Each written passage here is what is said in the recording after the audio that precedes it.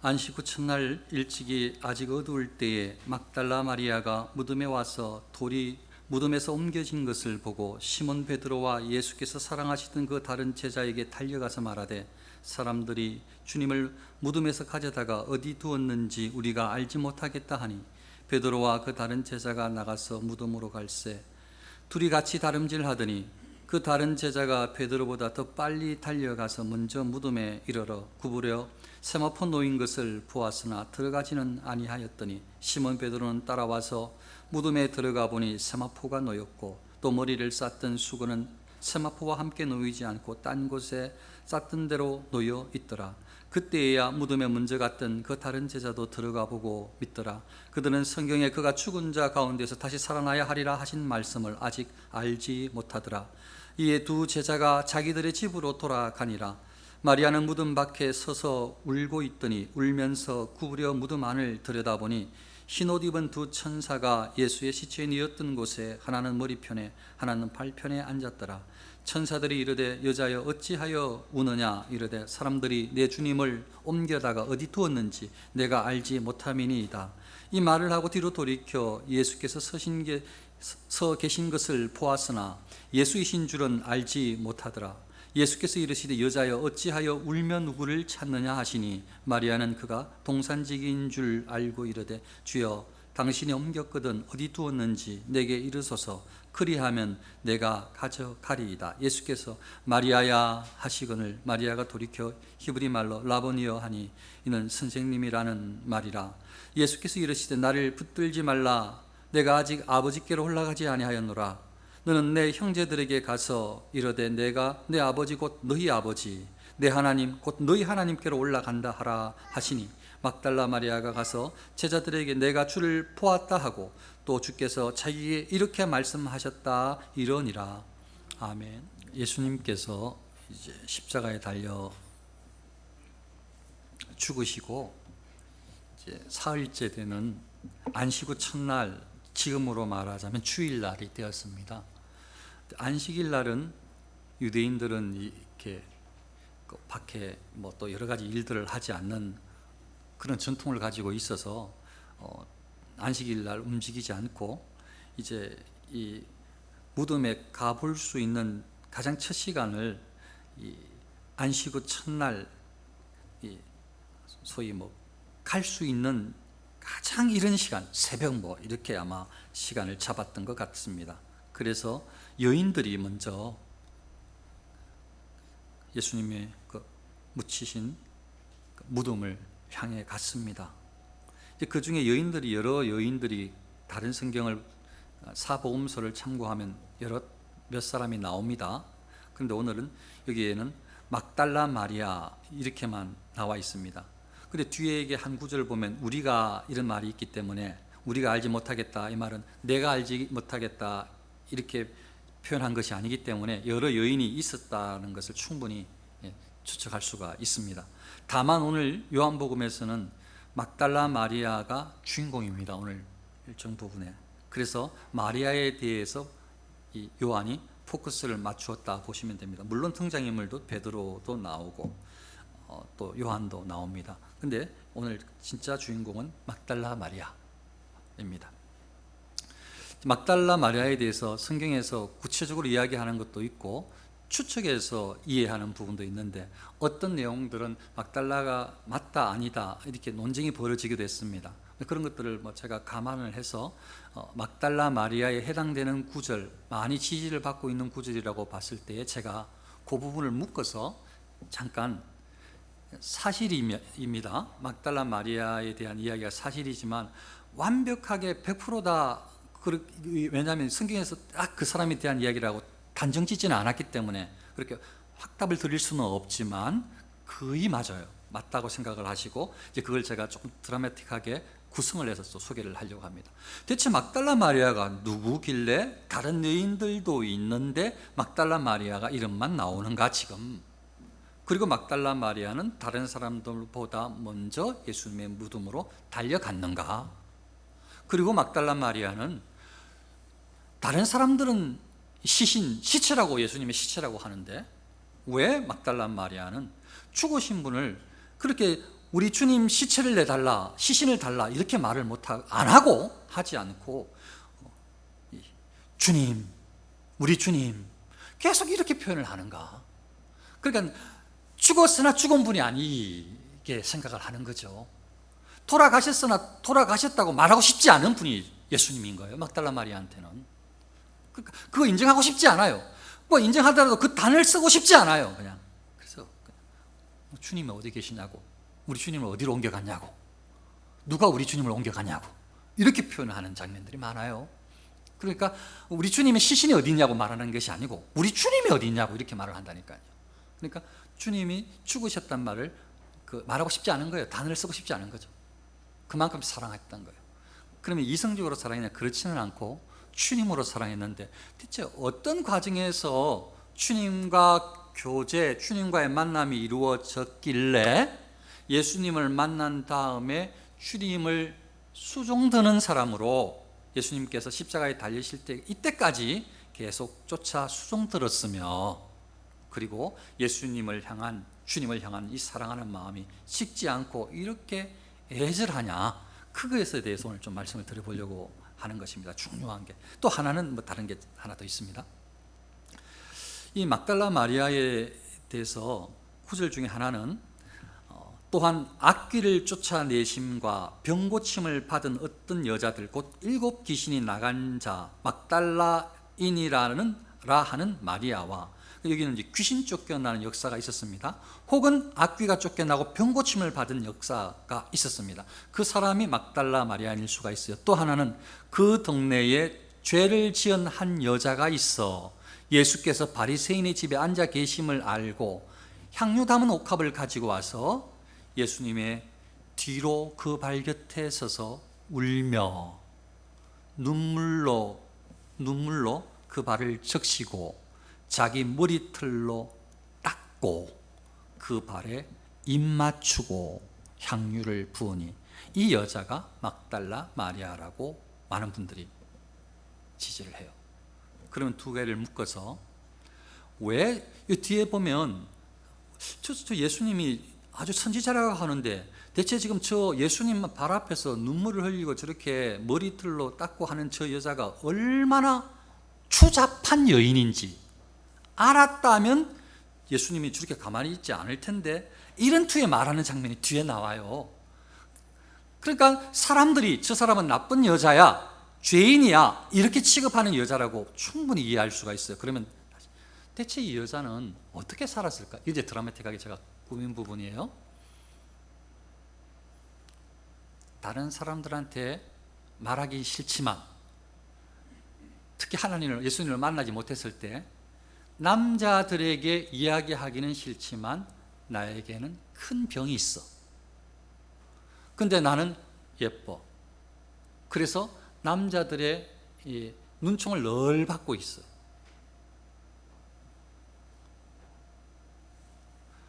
그래서 그냥 이 질병도 어떻게 할지 모르게 해결할 수가 없고 고칠 수 없고, 어떻게 보면 그냥 나에게, 죄송해요, 이게 성경이라고 말한 건 아니에요. 제가 여러분들이 싹 빨려들도록 하기 위해서 일부러 짠 거예요. 그러니까 조금 이해를 해주세요. 원래 일부 때는 이렇게 설교를 안 했습니다. 잘 들리게 하기 위해서. 대체 그러니까 나는 그냥 일단 나의 몸은 나는 이게 치료받을 수 없어. 나는 병이 아주 심각해. 근데 이 병을 말하면 남자들이 나한테 오지 않을 거야. 그래서 나는 감출 수밖에 없지. 근데 어차피 나는 오래 살지 못할 거, 그냥 살 거야 막. 나는 돈도 벌고 싶고 나는 남자들의 사랑도 받고 싶어. 이렇게 생각했을 수가 있는 거예요. 그렇게 지나다가 사람들이 손가락질 하는데도 상관이 없어요. 몰래 죄를 지으면 되는 거니까. 그리고 소문이 나도 상관이 없어. 나는 어차피 죽을 사람이니까. 오래 살 거 생각도 안 하고 있으니까. 그렇게 생각하는 그런 점에 예수라는 분이 선지자라는 소문이 나고 그분이 기적을, 그분이 이적을, 그분이 놀라운 귀신을 쫓아내는 능력을 행한다는 소문을 듣고 이상하게 그분에게 마음이 열렸어. 그래서 그분을 만나고 싶은데 지금까지의 모든 자존심, 나의 질병, 귀신 들림 이런 거 아무 중요하지 않아. 왠지 저분한테 마음이 쏠려. 저분한테 나아가야 되는데 내가 어떻게 힘들게 모은 이 돈으로 모았던 이 옥합 안에 들어있는 이 유황, 향유, 이 귀한 거, 이거 진짜 비싼 건데 예수님 저분한테 마음이 쏠려. 그래서 저분한테 가고 싶은 거예요. 나의 모든 지금까지의 최소한의 그 질병에 대한, 아니면 사람들이 나 손가락질하는 그 자존심 다 버리고, 사람들이 내가 죄인이라면 가지 않는 이 바리새인들 그 집에 들어가, 예수님을 만나기 위해서. 그리고 들어가서 다른 사람 아무도 안 보여. 이 막달라 마리아 여인에게는 다른 사람이 아무도 안 보여. 누구 욕하는 사람도 상관이 없어. 아무도 안 보여. 오직 앞에 서 있는 예수님만 보이는데 그분 앞에 떳떳하게 나가지는 못하겠어. 그래서 그분 뒤로 돌아갔어요. 뒤로 돌아가서 가까이 가서 그분에게 내가 할 수 있는 무엇인가를 하고 싶은데, 뒤에 가서 울면서 눈물이 흐르고, 그리고 발에 눈물을 적시고 머리털로 예수님의 발을 닦고, 그리고 예수님의 발에 어쩌면 흙먼지가 있는 그 눈물로 닦은 그 자리에 뽀뽀하고, 그리고 준비했던 그 비싼 향유를 쏟아 부었어요. 이때에 여러 이야기가 쭉 있고 난 다음에 예수님께서 용서해 주시는 그 이야기, 어떤 두 사람이, 한 사람은 500데나리온, 한 사람은 50데나리온 다 빚졌는데 둘 다 갚을 수가 없어. 둘 다 탕감해 주면 누가 더 고맙다고 사랑해 주겠느냐, 많이 빚진 사람 아니냐, 이런 이야기를 하시면서, 그래서 이 여인이 나를 사랑할 거라는 그 이야기를 간접적으로 하셨어요. 그래서 예수님께서 그 여자에게 이렇게 말씀하시는 거예요. 내 죄 사함을 받았느니라. 그리고 여자에게 또 이르시되 내 믿음이 너를 구원하였으니 평안히 가라, 이렇게 하셨어요. 이 여인을 향해서 죄 용서를 해주셨어요. 죄 용서. 너의 죄, 지금까지 모든 지은 그 죄, 부끄러워했던 죄, 나 예수는 하나님이시니까 용서해 줄 수 있어요. 그래서 용서해 주시는 거예요. 죄 용서함을 받았다 라고 그렇게 선언해 주시는 거예요. 그게 왜냐하면 그분이 구주라고 믿는 믿음 때문에, 어떻게 보면 이분이 오실 메시아라고 믿었기 때문일 거예요. 정확하게 신학적으로 따지자면. 그러나 그거 상관이 없어요. 그냥 이분에게는 무엇인가 기대고 싶고, 이분이 그분 같아, 그 오신다고 하는 그분 같아, 그분이 맞을 거야, 나는 그분을 그분으로 믿어. 그리고 그분한테 나아가 그분의 은혜를 받게 돼요. 용서함을 받고, 그분의 입술을 통해서 네가 죄 용서함을 받았다, 평안히 가라, 구원을 받았다 라고 말씀을 듣고, 그때부터 본인뿐만 아니고 그 뒤에 또 귀신이나 병고침을 받은 사람들이 있는데, 그 중에 한 여자가 7 귀신 나간 막달라인이라고 하는 이 마리아가 예수님을 수종들면서, 다른 여인도 있어요, 수종들면서 계속 따라다녔던 거예요. 그리고 그 예수님께서 며칠 전에 돌아가셨어요. 제자들은 교리적으로도 어떻게 보면 논리적으로 예수님의 교육을 잘 받았기 때문에 제자들은 들었던 것을 이해 못해서 문제지, 어쩌면 제자들은 이 바른 교육을 받았을 때 이 여인은 그냥 예수님을 섬기는 것만으로도 만족해서 그 교육의 자리에 없었을 수도 있어요. 가르치는 자리에, 말씀을 베푸는 그 자리에서 뒤에서 그냥 예수님을 계속 수종들었을 수도 있어요. 근데 그거 아무 상관이 없어요. 저분은 구주시고 저분을 위해서 섬기는 것이 너무 행복하거든요. 저분을 사랑하거든요, 주입으로. 저분이 나를 용서해 주셨고 사랑해 주시거든요. 그러니까 아무 상관이 없어요. 많이 배우고 조금 배우고 이게 중요한 게 아니에요. 그냥 저분을 사랑해요. 그 저분을 위해서 헌신하고 싶은 게 그것만 해도 다예요. 행복해요. 그래서 근데 그분이 3일 전에 돌아가셨는데, 저분이 부활하는 거는 꿈에도 생각도 못하고 그거 배웠는지도 몰라. 나 막달라 마리아는 그냥 저분은 돌아가셨다는 것만 내가 알아. 먼저 달려가서 그분 무덤에 이르렀는데 돌이 굴려져서, 그 무덤 앞에서 돌이 굴려진 거예요. 안으로 들여다 보았는지, 고개만 빼꼼히 내밀었는지, 들어가서 잠깐 살피고 나왔는지는 모르겠지만 시체가 소위 없어진 것이 틀림이 없던데, 그래서 막 찾고 막 당황하고 있는 거예요. 예수님이 시신이 없어진 거지요. 근데 이제 마리아의 말은 시신이라고 말하진 않아요. 우리 주님이 없어진 거예요, 주님이. 그래서 막 큰일 났다 생각해가지고 그나마 제일 수제자라고 할 수 있고 예수님께서 사랑했다고 생각하고 예수님을 사랑한다고 생각했던 이 요한, 이 글의 저자, 요한복음의 저자 요한하고 수제자 베드로 집에 각각 찾아가서 이거 지금 예수님께서 안 보이신다, 우리 주님이 안 보이신다고 지금 막 그렇게 막 하니까 두 제자가 뛰어간 거예요. 뭐? 시신이 없고. 그래서 베드로하고 요한하고 막 예수님이 무덤까지 가는데 요한이 좀 더 젊어. 그래서 요한이 좀 빨리 달려가고 뒤에 베드로가 쫓아오는데, 그래 가서 보니까 아마 무덤이 들어가는 입구가 좀 좁았을 거예요. 안에는 깊고 넓었을 거예요. 그래서 안에 이렇게 숙여서 들여다보니까 정말 시신이 없는 거예요. 어쩌면 요한도 약간 당황하고 있는데 베드로가 뒤에 쫓아왔어요. 쫓아오고 나서 베드로가 그 안에 들어가서 예수님이 누이셨던 곳을 다 살펴봤는데 없어. 그래 보니까 세마포는 개어져 있고 머리에 띄었던 이 어떻게 보면 수건, 이것이 이렇게 또 머리에 있을 그 위치 정도에 있어 보이는 거예요. 떨어져서. 정말 시신이 없어졌구나 생각하고 두 사람은 실망을 했을지 모르지만 어쨌든 그 사람의 다음 목적지는, 두 사람의 다음 목적지는 처음에 막달라 마리아가 불러러 왔던 자기 집으로 돌아갔어요.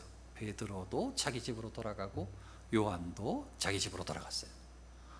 예수님이 없어, 시신이 없으니까 어떻게 할 수 없으니까.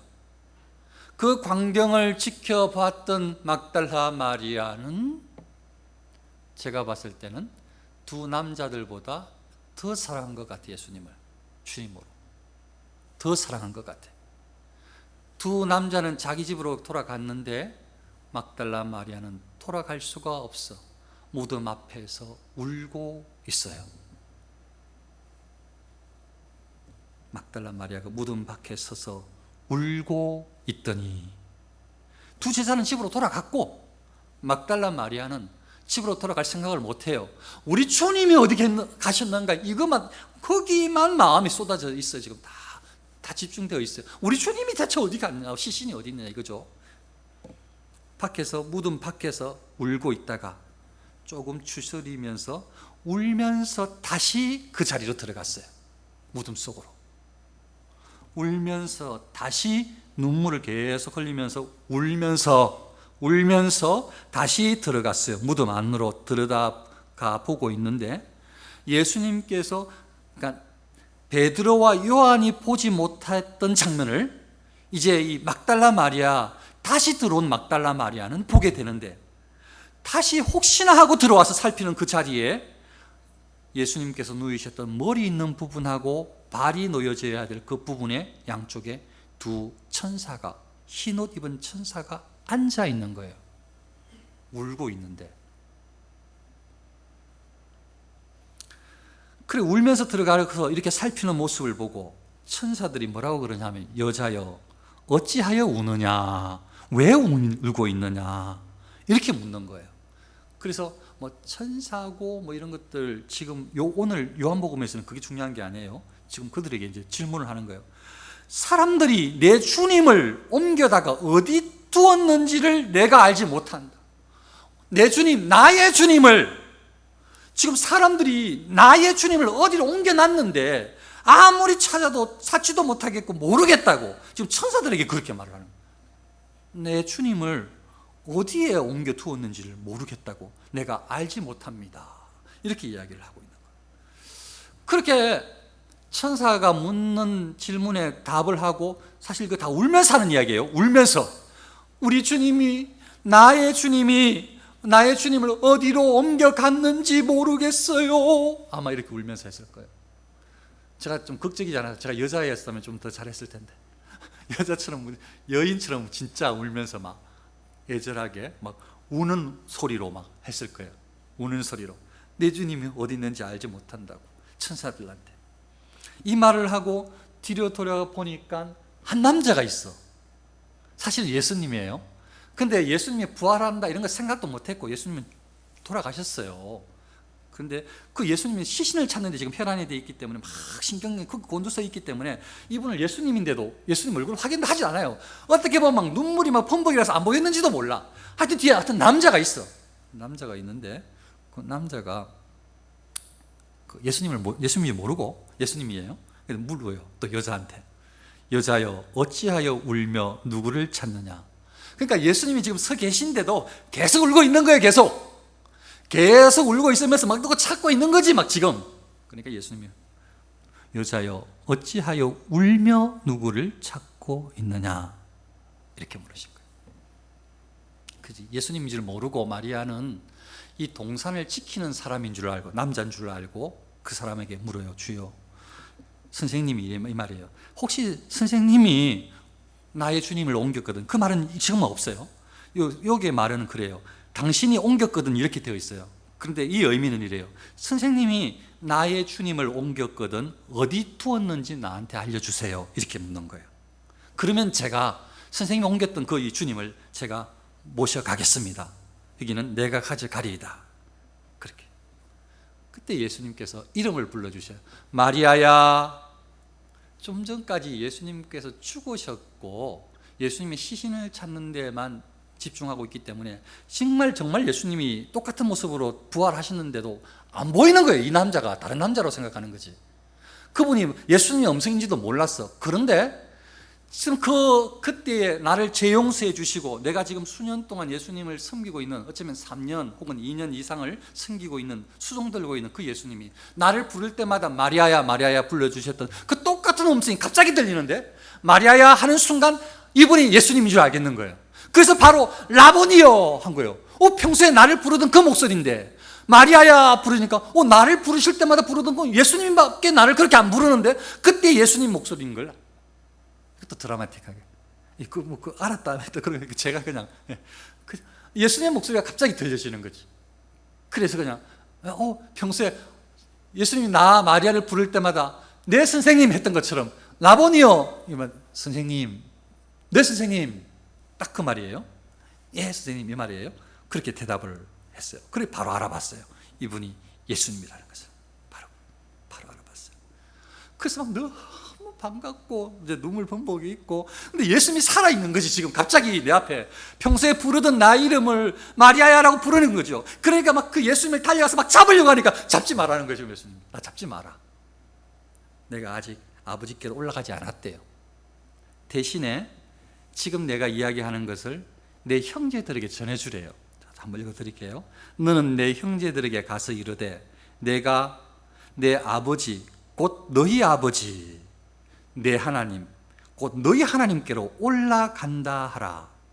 이걸 그대로 듣고 마리아가 달려가서 제자들에게 되어 있지만 저의 생각에 다른 사복음서를 참고하면 베드로나 다른 제자들 다 있는 데서 나의 주님을 보았다, 주님을 만났다 하면서 예수님께서 이렇게 말씀해 주셨어 하면서 알려준 거예요. 이 스토리는 다 이야기했어요. 첫 번째 교훈은 이 마리아는 처음 만났을 때부터 지금까지 예수님을 사랑하고 살아가고 있던 사람이에요. 예수님께서 나의 죄를 용서해 주시고 나의 질병을 고쳐주시고 나의 주가 되셔서 그때부터 한 번도 사랑이 식지 않은 예수님을 사랑하는 사람으로 지금껏 살아가고 있는, 어떻게 보면 여제자예요. 어떻게 보면 우리 예수님 언제 만났어요? 예수님께서 나의 구주심을 믿습니까? 아멘. 예수님께서 나의 죄를 위해서 십자가에 피 흘려 죽으심을 믿습니까? 아멘. 예수님께서 하나님 아들이심을 믿습니까? 아멘. 이거는 제가 우리 교회에 와서 한 5번 이상 했기 때문에 아멘 안 하는 사람이 거의 없어요. 마음속으로라도 아멘을 다 했어요. 그런데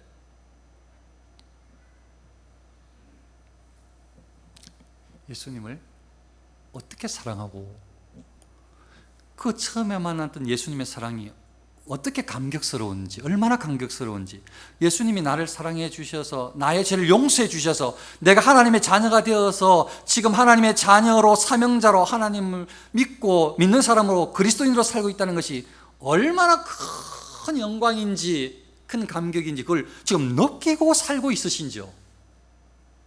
처음에 그 예수님의 사랑에 감격했던 그 사랑이 아직도 식지 않고 뜨겁게 타오르고 있는지요. 예수님을 향한 사랑, 예수님을 사랑합니다라고 말할 수 있는지요? 마리아는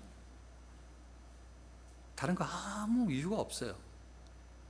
예수님께서 나의 죄를, 나의 질병을 고쳐주시고 나의 주가 되신 후로부터 끝까지 점점 사랑이 깊어져서 예수님이 죽으신 것을 인정하고 싶지 않고 예수님의 시체라도 만지고 싶고 찾고 싶고, 제자들은 집으로 돌아가서 딴 생각이 나쁜 생각이 아니라 다른 어떤 생각들을 할 수 있는 여지가 있다면 마리아는 그 여지가 없어요. 오직 온통 예수님밖에 없어요. 전체가 생각이 다 예수님밖에 없어요. 그러니까 울 수밖에 없는 거예요. 아무것도 할 수가 없는 거예요. 집으로 내려가는 것도 잊었어요. 어디로 가야 될지도 모르겠어요. 그냥 울 수밖에 없는 거예요. 그 모습을 다 지켜보셨어요. 예수님은 알고 계셔요. 그러니까 예수님은 어쩌면, 이거는 지난번에 이야기했던 이야기예요. 막달라 마리아 이야기하면서 예수님은 어쩌면 이 마리아에게 제일 먼저 부활한 몸을 보여주셨을지도 몰라요. 마리아가 이렇게 주님을 사랑하니까 부활의 몸을 다른 사람이 아니라 막달라 마리아한테 제일 먼저 보여주셨을지도 모른다고요. 나 예수를 이렇게 사랑하니까. 예수님을 우리가 사랑해야 됩니다. 예수님을 사랑하며 살아가야 합니다. 그게 아주 중요한 거예요. 그리고 예수님께서 이 마리아에게 하셨던 말씀이 너무 중요한데요. 마리아에게 일러라고 했던 게, 내가 내 아버지 곧 너희 아버지, 내 하나님 곧 너희 하나님께로 올라간다고 지금 그걸 알려주라고 했던 것 아니에요? 보세요. 나 예수가 내 아버지, 얼마 전까지 아버지여 어찌하여 나를 버리셨나이까, 엘리 엘리 라마 사박다니, 나의 하나님 어찌하여, 그러면서 기도할 때마다 아버지여 저들의 죄를, 이렇게 계속 혼자만 아버지라고 했거든요, 예수님께서. 그런데 지금요, 여기 예수님께서 십자가에 달려 돌아가시고 예수님께서 부활하신 후에, 다른 말로 말하면 신학적으로 구원을 완성한 후에 택한 백성들을 구원받을 수 있는 길로 열어놓으신 후에 예수님께서 선언하신 이야기가, 내가 얼마 전까지만 해도 나의 아버지 이렇게 했다면 이제는 너희의 아버지라는 거예요. 이제 제자들을 너희의 아버지라는 거예요. 너희가 나의 아버지고 너희의 아버지니까 너와 나는 형제라는 거예요, 형제. 그래서 제자들에게 가서가 아니고 형제들에게 가서예요. 형제들에게 가서. 예수님이 제자들을 이제 형제로 얘기해요, 형제로. 구원을 완성하신 후부터 제자들아 이리 오라고 하신 게 아니라 형제들로. 그리고 이제 내가 아버지를 한번 불렀는데 이제는 실제로 얘들도, 형제들도 똑같이 아버지를 부를 수 있는 길을 열어놓으셨으니까 이제 너희들의 아버지라는 거죠. 예수님의 아버지 하나님이 예수님을 구주로 믿는 순간 우리에게 주셨던 그 믿음, 하나님을 아버지라고 부르라고 허락해 주셨고 그 길을 열어주셨는데, 하나님을 아버지라 부르십니까? 아버지라고 부르시기를 축원합니다. 하나님을 아버지라 부르라고 지금 이때부터 예수님께서. 이 예수님의 삼위 하나님의 한 분이시고 그렇게 교제하셨던 그 하나님이 이제는 나의 하나님이었지만 너희의 하나님이 된다는 거예요. 지금부터 그걸 알려주라는 거죠. 너희 하나님께 내가 올려간다는 거예요. 예전까지만, 예수님을 만나기 전에는 온갖 잡신들에 의지하고 싶었던 마음, 신비한 누군가 있다면 쫓아가고 싶은 마음, 점도 치보고 싶었던 마음, 아니면 다른 종교에 가서 예의를 갖추면 복 준다고 하면 한 번 정도는 예의를 갖춰보고 싶었던 그런 모든 마음들. 그러나 예수님을 만나고 나서부터는 예수님밖에 구주가 없고 하나님만 유일한 참신이라는 것을 알고 그 모든 것들이 아무 가치 없는 신들이고 나무일 뿐이고 그 금칠을 한 것들일 뿐이고 뭐 그냥 청색 자색으로 칠해서 옷을 입혔을 뿐이다라는 그런 어떤 세상 종교에 대한, 이방 종교에 대한, 우상에 대한 그 다른 지식을 가지고 오직 하나님만 공경하고 하나님의 자녀로 예수님처럼 이제 일생을 살아가는, 그래서 예수님의 하나님이 우리의 하나님이 되셨고 예수님의 아버지가 우리의 아버지가 되셨음을 확신하고 살아가는 저와 여러분들 되시기를 축원합니다. 네, 기도하겠습니다.